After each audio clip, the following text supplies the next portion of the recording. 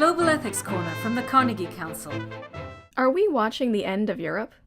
Many viewed the transition to a single European currency at the end of the 20th century as a sign that the continent had achieved its goals after World War II and united into a single, peaceful economic and political entity.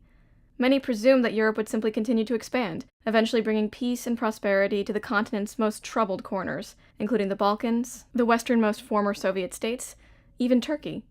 But the ever-growing sovereign debt crisis, which in recent weeks has brought down national governments in Greece, Italy, and Spain, now threatens to destroy not just the euro, but the entire European project. The goal now, it seems, is mere survival. Austerity measures have already led to street protests and strikes in many European capitals. After the US dollar, the euro is the most traded and largest reserve currency in the world. A collapse of the euro and the Union would severely impact growth and trade between the European states, not to mention global financial markets. Some have suggested the European Central Bank should buy massive amounts of bonds from individual countries.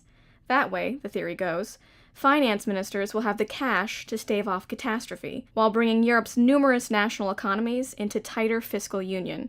But critics say taking on more debt will only delay painful and necessary structural reforms, without which the Eurozone could face decades of stagnation.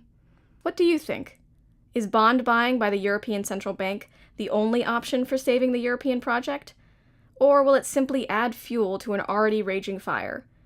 Worse, will we see a return to the fear, suspicion, and belligerence that resulted in back-to-back European wars in the 20th century? I'm Gusta Johnson of the Carnegie Council.